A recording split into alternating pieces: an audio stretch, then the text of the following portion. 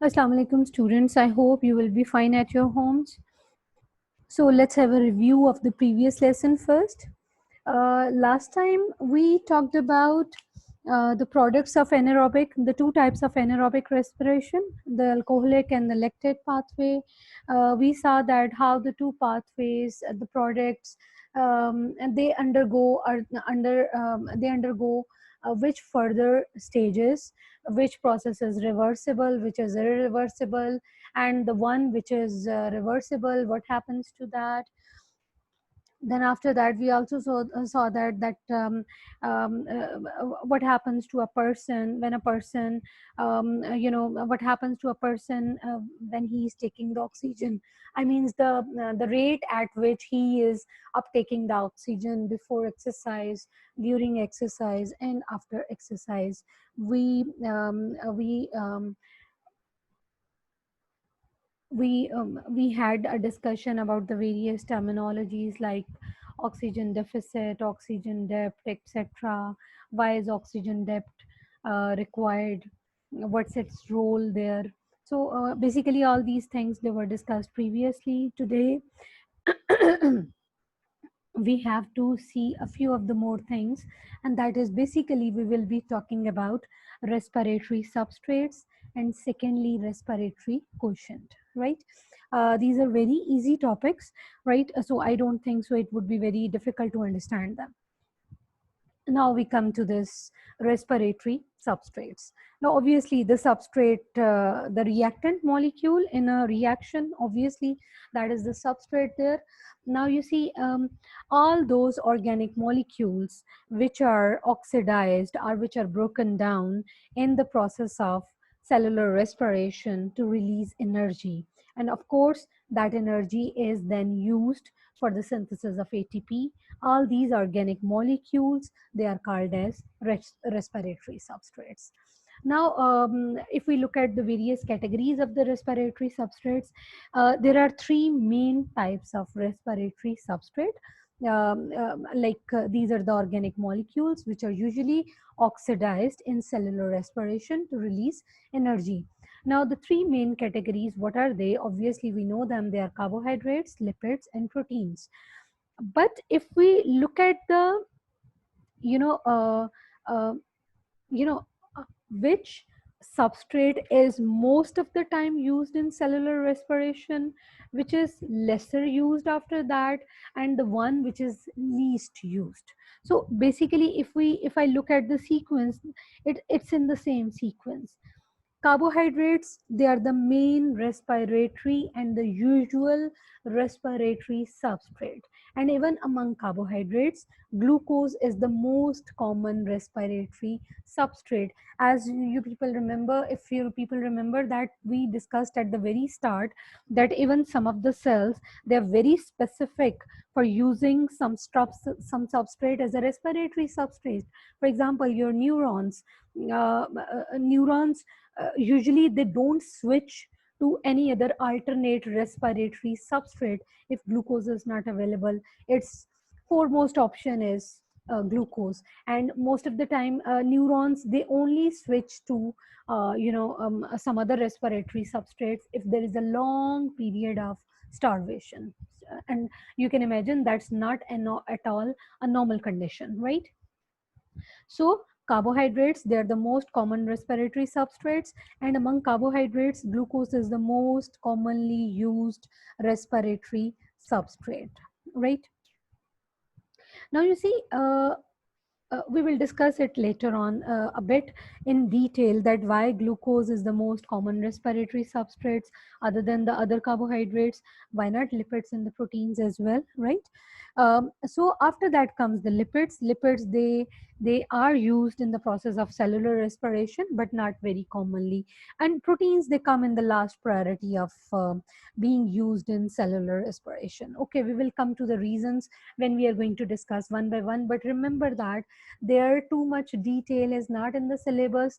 It's not required, as per the syllabus requirement. Fine. So we will I will be just I have made some slides just for your clarity.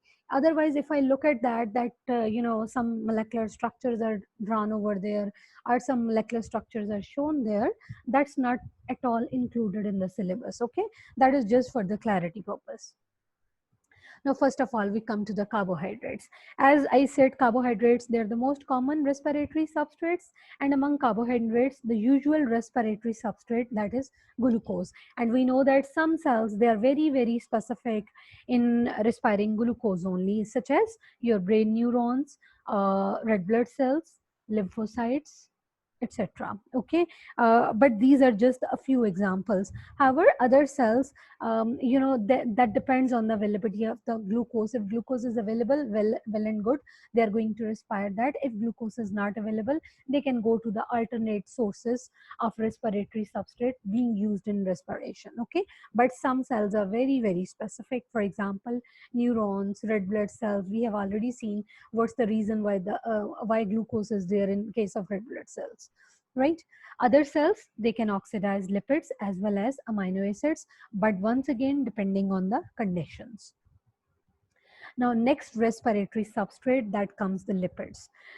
Now, you see, lipids, obviously lipids are hydrolyzed into its components first. It's not that lipids are directly utilized in they are not directly oxidized in the process of respiration. Firstly, they are hydrolyzed, and usually they are hydrolyzed by lipases. We know that that's a group of enzyme which is going to catalyze the breakdown of or the hydrolysis of lipids. When lipids are hydrolyzed by lipases, they are hydrolyzed into its components. And what are the components? Glycerol and fatty acids, right? They are the two major components of lipids. Now, you see, uh, basically, then fatty acids and glycerol, they enter into the process of respiration at different stages, right? So we will talk about, first of all, the glycerol. And just as I am telling you again and again, these structures, they are not the part of the syllabus at all. This is for just your clarity. Even, even in the book, they have not mentioned this thing, how glycerol is incorporated into the process of respiration. They have just talked about fatty acid. But this is just, I'm telling you for your information. You should be knowing that what happens to glycerol even. So if we see, this is the structure of a glycerol molecule. Now, glycerol can be phosphorylated and then finally incorporated into glycolysis. Okay? And you can see over here that around about one molecule of glycerol can yield about 19 molecules of ATP, right? So this was all about glycerol. Then comes fatty acids. Now, you see, this is obviously a fatty acid chain, right? Now, we know that among the lipids, the most common lipids, they're the triglycerides, to which one glycerol molecule, 3 fatty acid chains are attached, right? So actually, this is one fatty acid chain over here. Basically, when when lipids are hydrolyzed into fatty acids and glycerol, then we have to see how fatty acids, they are going to enter into the process of the respiration. Basically, what happens? Carbon atoms, they are removed in pairs, and then these carbon atoms, they combine with coenzyme A to form acetyl coenzyme A, and we know that acetyl coenzyme A enters into the Krebs cycle, right? So basically, if we look at the fatty acids, these are broken into the pairs of carbon atoms, as you can see over here. Then they combine with coenzyme A to form acetyl coenzyme A, right? And this acetyl coenzyme may enter into the Krebs cycle, right? This we will talk about later on, that the more hydrogen, the more reduced NAD can be made. This will form ATP in oxidative phosphorylation. This we will discuss later on. Okay, that is when we are going to talk about the energy values, right? But this is generally, we know, because we know that much of the ATP production comes from the hydrogen. Okay, so obviously, if a substrate molecule is having more hydrogen in that molecule, it means that substrate molecule is going to yield more energy, right? Because in that case, more hydrogen is going to be released, so more reduced hydrogen carriers will be formed. More reduced hydrogen carriers are formed, more are going to enter into electron transport chain. So more is the yield of energy, more is the production of ATP, right? So next comes proteins, which is the third category of respiratory substrate. Now you see, proteins, obviously proteins, they have to be hydrolyzed into amino acids first, ठीक है. अब जो amino acids हैं उनके साथ दो काम हो सकते हैं. एक तो ये है कि either they undergo the process of deamination, right? D means removal, amination means amino acid. When their amino group of amino acid is removed, that is called as deamination. So either they are deaminated to remove the amino acid group, or they are transaminated. Transaminated means that their amino group is transferred to another molecule, right? Then amino acids can undergo the process of respiration. They can enter into the process of respiration. So for basically for proteins to be used in the process of cellular respiration, first of all, they have to be hydrolyzed to amino acids. Then amino acids, either most of the time deamination occurs rather than transamination. Okay, so deamination occurs, or whatever the transamination occurs. So amino group in both the cases, amino group gets detached from the amino acids. Now what happens next to the remaining part of the this amino group? As you can see over here in the next slide, so this is, you see, this is an amino acid. So this is amino group is going to be removed, let's say by the process of deamination, or if it is going to be transferred to another molecule, that is transamination. So anyhow, in both the cases, amino group is not going to be there. So whatever is the remaining part of the amino acid, that is called as the, now you see what is left behind: hydrogen, carbon, carboxylic acid group, and this is the R group. So this is called as the hydrocarbon skeleton. So this hydrocarbon skeleton is basically converted to either pyruvate or acetyl coenzyme A. If it is converted into pyruvate, so pyruvate can enter into the link reaction. If it is converted into acetyl coenzyme A, then acetyl coenzyme A obviously can enter into the Krebs cycle. So this is how amino acid, it means glycerol can be, if we talk about the lipids and their components, when they are hydrolyzed, glycerol can be incorporated into glycolysis somewhere in the middle of the glycolysis, right? But obviously not as the main starting substrate. Okay, and if we talk about fatty acids, in which carbon atoms, they are removed in the pairs, they combine with coenzyme A to form acetyl coenzyme A. So so fatty acids, they can give their contribution in the process of respiration, that they can enter into the Krebs cycle via this way, right? As far as the proteins are concerned, we know that whether deamination occur or transamination occur, amino group is removed, and the remaining hydrocarbon skeleton, that is either converted into pyruvate. If it is converted into pyruvate, it enters into the link reaction. If it is converted into acetyl coenzyme A, it is going to enter into the Krebs cycle. But obviously both the pathways, they are going to be different. Okay, now you see, the question comes over here, or we can discuss it with the next slide. Okay, I think that would be better. Next is energy values of respiratory substrate. Now, this is, we have already discussed that most of the energy in aerobic respiration, that is coming from the oxidation of hydrogen to water, when water gets oxidized. Okay, now you see from where this hydrogen is coming. This is when NAD and FAD they are going to give up their, when reduced NAD and FAD both, when they enter into the electron transport chain, they lose their hydrogen. Okay, so basically it means, once again, we discussed this point already, more is the number of hydrogen in a substrate molecule, more is the energy released, because more is the hydrogen, more is the hydrogen released, more hydrogen is released, more hydrogen carriers are going to be reduced, more number of hydrogen, more number of reduced hydrogen carrier is going to enter into ETC, so more energy is going to be released, more energy is going to be released, so more ATP production is there. So basically it depends, energy value depends on what? The number of hydrogen in a substrate molecule. More is the number of hydrogen atoms in a substrate molecule, more is the energy released, and so greater is the energy value of that respiratory substrate.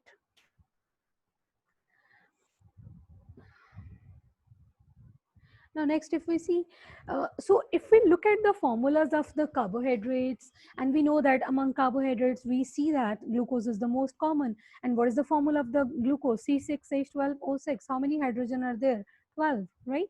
So if we look at that, glycerol is a small molecule, same as the amino acids. Mostly they are the smaller molecules. However, fatty acid chains, they are very, very long, right?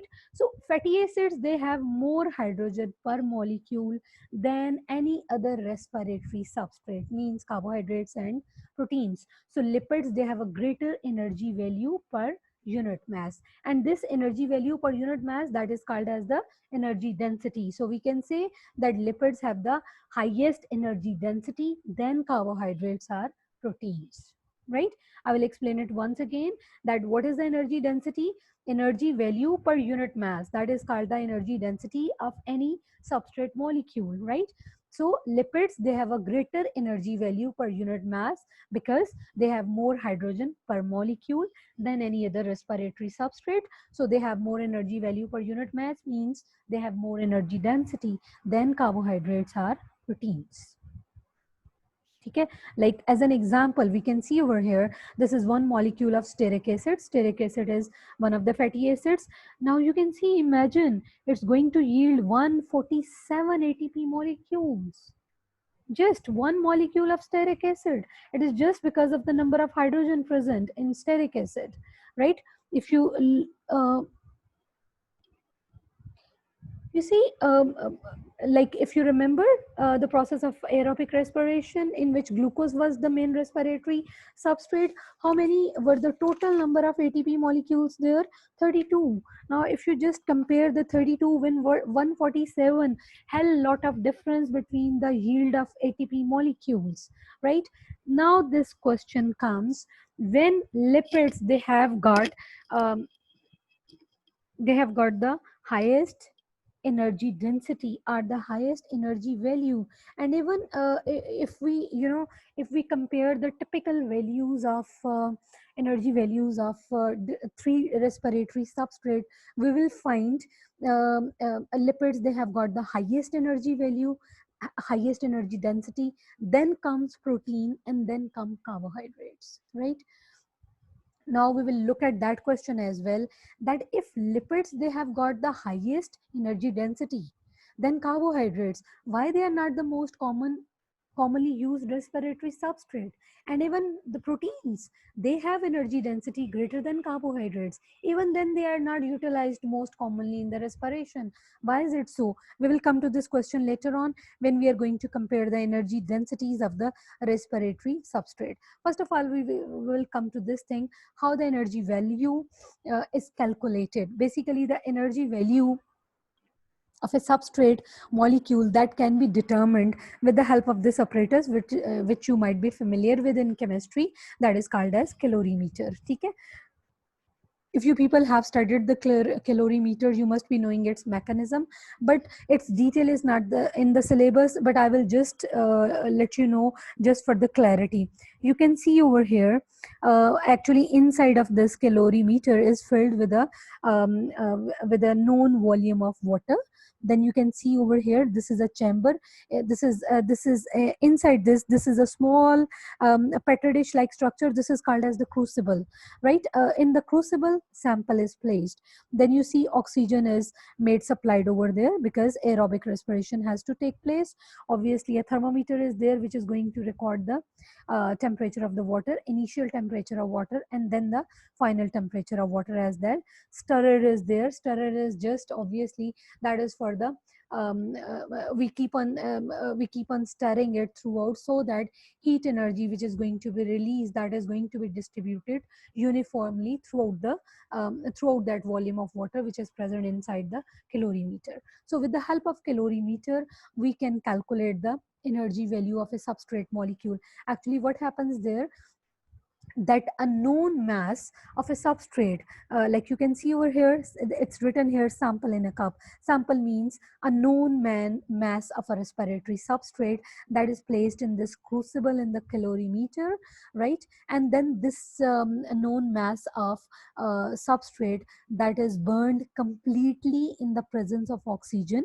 Obviously when oxygen is present and we are saying it's burned completely, so means cell aerobic respiration takes place, and you see as a result of that energy is released. This energy is given off as heat energy, and obviously that heat energy that is given in the surroundings, what is going to do, what happens with this heat energy which is given off, this heat energy is going to raise the temperature of this water which is surrounding this crucible inside the calorimeter, right? And remember that we have already noted down the initial temperature, right? So after that, when a substrate has been completely oxidized, so then we note down the raise in the rise in the temperature of the known volume of water in the calorimeter, and with the help of that we can find out the specific heat capacity, and this is how we calculate the energy value. But how to calculate that, further calculations, they are not in the syllabus at all, so we are not going to discuss even in detail. Okay, thus, just this is once again an outline of this, that a known mass of substrate is placed in a crucible in the calorimeter. That known mass is burned completely in the presence of oxygen. So, of course, leading to the a process of aerobic respiration. Energy is released by oxidizing the substrate, and that energy is given off as heat energy. This heat energy is used to raise the temperature of a known volume of water in the calorimeter, and this is how we calculate the energy density or energy value per unit mass. Now look at this. These are the typical energy values that whenever carbohydrates, and obviously we are talking about glucose over here, but anyhow, these are the typical energy values for carbohydrates, lipids, and proteins. Now you can see carbohydrates, they have got 15.8 kilojoules per gram, lipids 39.4 kilojoules per gram, and protein is 17 kilojoules per gram. So we can see lipids, they have the highest energy value, highest energy density, then comes protein, then comes carbohydrates. Now we come back to that question, that why if lipids they have got the highest energy density, why they are not most commonly used respiratory substrate. No, this is not given in the book even, but you people should remember, actually lipids, um, you know, you remember when the lipids they are hydrolyzed by lipases, actually it is the ester linkage which is going to be broken down, and as a result of that lipids are hydrolyzed into glycerol and fatty acids. Then you see fatty acids and glycerol, first of all they are not converted in directly into glucose, which is the starting respiratory substrate for cellular respiration. ठीक है, एक तो ये चीज़ हो जाती है. दूसरी ये है कि उनके जो पाथवेज हैं through which they are converted into some other compounds or molecules which are going to enter into the process of respiration at some other stage, they are very complicated, okay, and their conversion is not that easy, right? So that's why they are not easily converted, right? That's why lipids they are not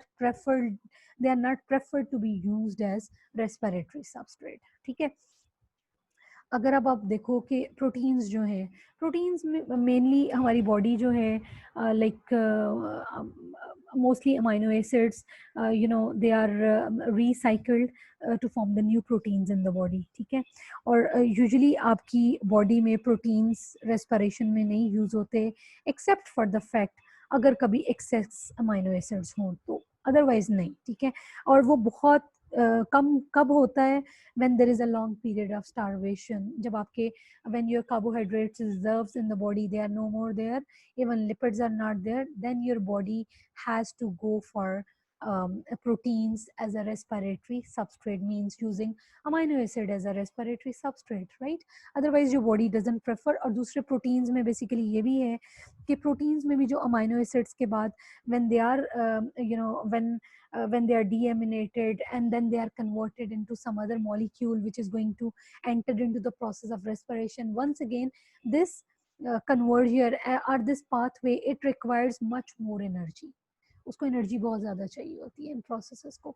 that's why they are not preferred to be used as respiratory substrate. और carbohydrates में भी glucose क्यों आसानी से use होता है, क्योंकि अगर आप देखो glucose, if it is the animal body, it is going to be stored as starch.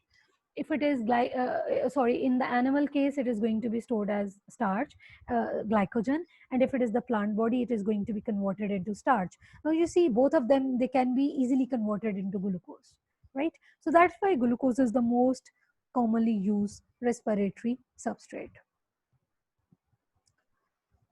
But once again, detail is not in the syllabus. Okay.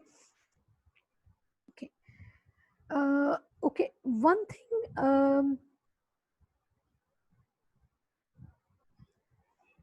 that's missing here, I think I forgot.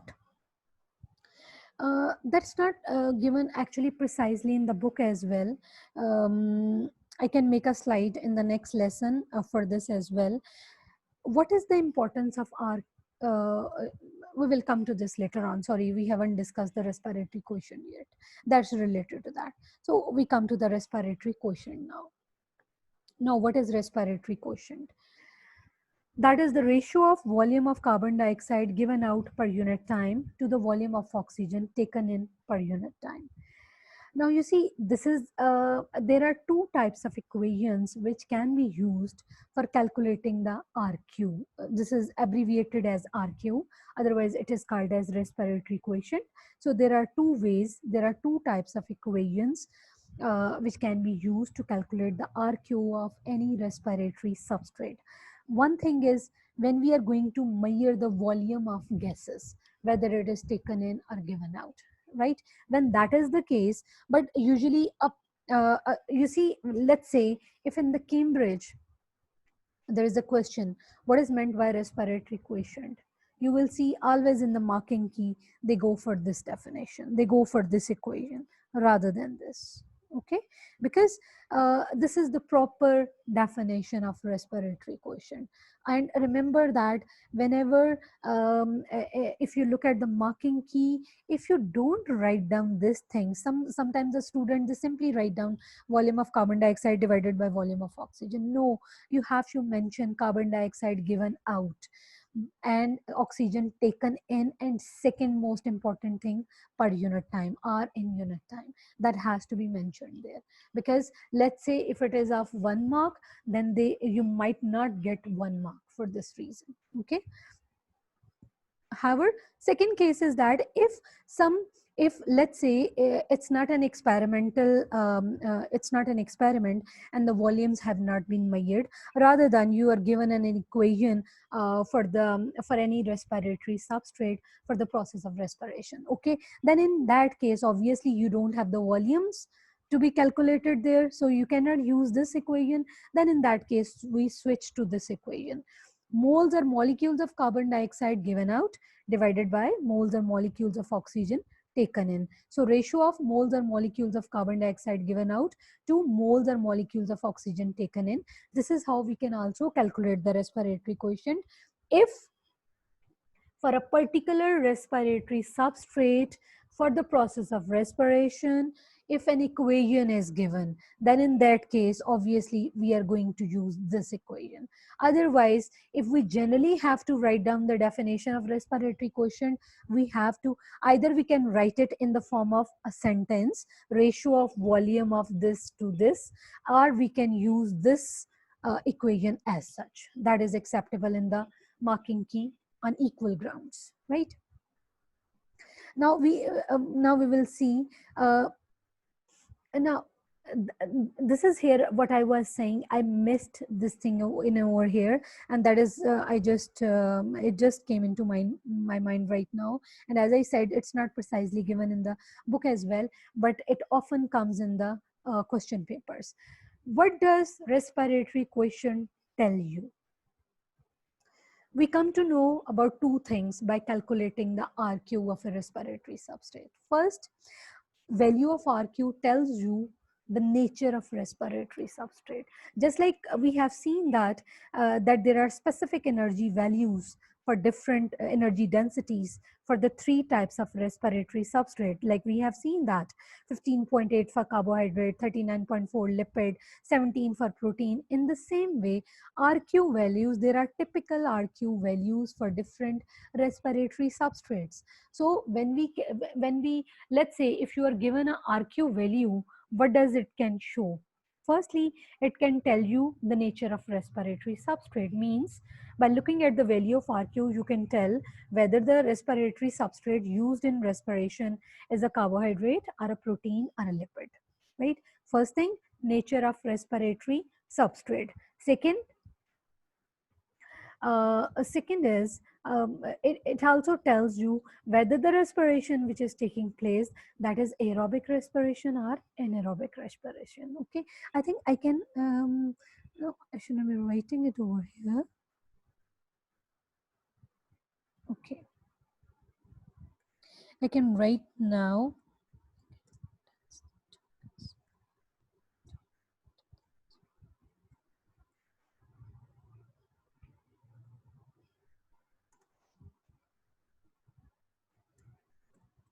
Nature of respiratory substrate, and secondly, type of respiration. Type of respiration, right? Aerobic or anaerobic,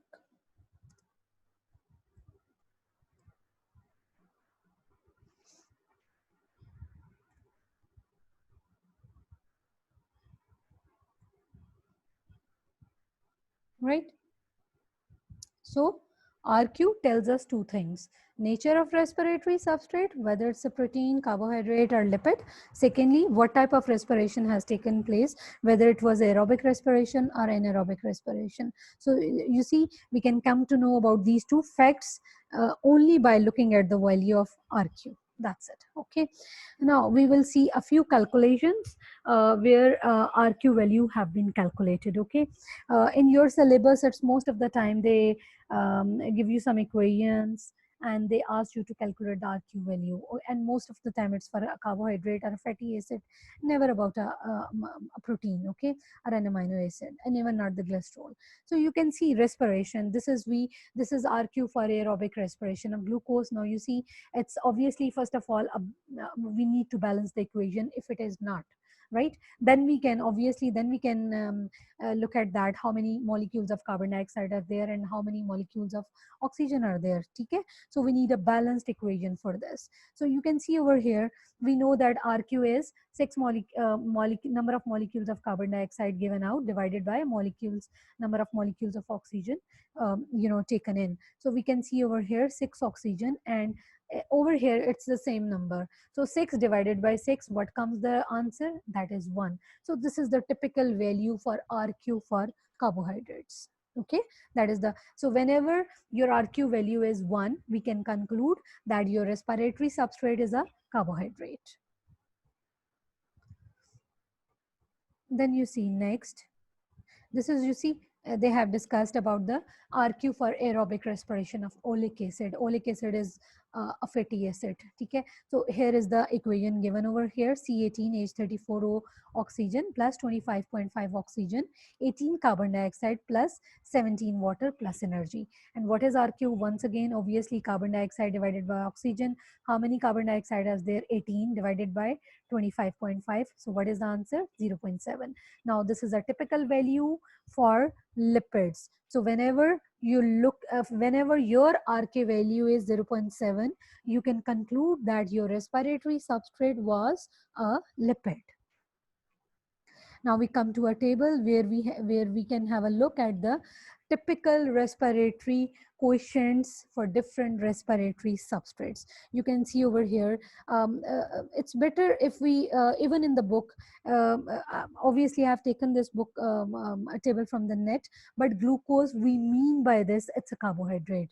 When we talk about fatty acids, means we are talking about lipids. And when we are talking about proteins, obviously proteins are there. But remember that, because in book, rather than fatty acids, they have mentioned lipids, and rather than glucose, they have mentioned carbohydrates. Okay, so actually that's one and the same thing. But let's say if sometimes if there is a question and you are given a certain value, then it's better to write down carbohydrates rather than glucose, and better to write a lipid rather than a fatty acid. Okay, now the thing is this, what happens when respiration, and now we see when we looked at the RQ for aerobic respiration of folic acid, it was an aerobic respiration. However, the respiratory substrate was a fatty acid, means a component of lipid. When we looked at the RQ for the aerobic respiration of glucose, again it was an aerobic respiration, but this time the respiratory substrate was a carbohydrate. Now we have to see what happens when respiration is anaerobic. Okay, what about the RQ value at that time? Now we know that there are two types of anaerobic respiration. Okay, first of all, we will look at that what is the RQ for alcoholic fermentation. So see, this is the formula C6H12. Obviously glucose is the main respiratory substrate, but in equation you don't find any oxygen because this is anaerobic respiration, so no oxygen. Alcohol is formed, ethanol plus 2 carbon dioxide plus 2 ATP molecules. So what is the RQ? Moles of carbon dioxide given out, moles of oxygen taken in. So it's 2, but obviously we don't find oxygen here. So we have to divide it by 0. So answer, what comes answer? That is infinity, right? So, but you see, it means, but in reality or in practical, what happens, now this is, we are talking about alcoholic fermentation of glucose in a yeast cell. Okay, this is a typical example, because obviously there are so many other examples of alcoholic fermentation, but we have to see the one which is the part of the syllabus. So this is, we are talking about alcoholic fermentation in a yeast cell. Okay, now actually what happens in yeast cell, some respiration is also taking place, which is aerobic. It means apart from anaerobic respiration taking place in a yeast cell, at the same time some aerobic respiration is also taking place. ठीक है, अब obviously अगर थोड़ी सी भी aerobic respiration हो रही है, what does that mean? It means a small volume of oxygen will be taken up, and RQ in that case will be less than infinity, but obviously greater than what? Greater than 1. ठीक है, तो इसकी value हमेशा कितनी होगी, क्योंकि आपकी देखो ना, आपकी जो मैक्सिमम वैल्यू है वो किसकी है? ग्लूकोज की, मीन्स अ कार्बोहाइड्रेट. ठीक है, तो जब हम अल्कोहलिक फर्मेंटेशन की बात करते हैं, तो एनारोबिक रेस्पिरेशन की अगर जो वैल्यू है वो 1 से, if it is greater than 1, it means anaerobic respiration is taking place. और anaerobic respiration में भी कौन सी वाली type? That is the alcoholic fermentation. ठीक है, और वो इन्फिनिटी क्यों नहीं होगा? Because in yeast cell, when we are talking about the alcoholic fermentation, in yeast cell, apart from alcoholic fermentation, some aerobic respiration is also taking place. When we say some aerobic respiration, it means some oxygen is taken in, right? So in that case, obviously RQ will be less than infinity. Okay, so basically whenever there is a high value of RQ, that indicates high value means greater than 1. So whenever there is a high value of RQ, that indicates alcoholic fermentation is taking place. Okay? Now we come to the lactate pathway. Now you see, in lactate pathway, no oxygen is there, but if you remember, this is a difference between a lactate pathway and an alcoholic pathway, that in alcoholic pathway carbon dioxide is produced, but in lactate pathway no oxygen, no carbon dioxide, right? So obviously in this case RQ cannot be calculated because there is no oxygen used and there is no carbon dioxide produced as well, right? So in case of lactic our lactic fermentation, our lactate pathway, RQ cannot be calculated. Why it cannot be calculated? Because there is no, क्योंकि at least alcoholic fermentation में if oxygen was not there and we took it as zero, but carbon dioxide produced was there. But in this case, अब हम क्या करेंगे? Zero को zero से divide करेंगे. That comes zero again. So RQ cannot be calculated because no oxygen utilized and no carbon dioxide produced. So, student, this was all about the respiratory substrate and respiratory quotient, how to calculate that, what does respiratory quotient tells you about, how to calculate the RQ value, and you see we have seen what are the typical RQs for the different respiratory substrate, and we have seen what is the RQ in case of a carbohydrate, how it can be calculated. We saw the example of folic acid, then we have seen RQ also tells you what type of aerobic respiration is taking place. So from a value of RQ, how we can conclude that respiration is aerobic or anaerobic, right? So if there is a high value of RQ means greater than 1, then in that case we can say that alcoholic fermentation is taking place, not lactic fermentation, because for lactic fermentation RQ cannot be calculated, right? So then we have seen what are the various respiratory substrate, what are respiratory substrate, what are their different categories, how do they at which stage of respiration they enter into the process of respiration, why carbohydrates, they are the most commonly used respiratory substrate, what is the energy value, which respiratory substrate has got the highest energy value, and what's the reason for that. This question often comes in the Cambridge, that while lipids they have got the highest energy density or energy value per unit mass, then how to calculate the energy value? That was a bit review of that. Then we saw the typical values of energy densities for different respiratory substrates, right? Then we also saw that why a respiratory substrate has got the, like, what is the reason behind it, why a substrate has got the high energy density as compared to the other respiratory substrate. So I hope it's all very clear. So have a nice weekend, have a good time, have a good day, take care of yourself, and see you soon, inshallah. So Allah Hafiz. Thank you very much.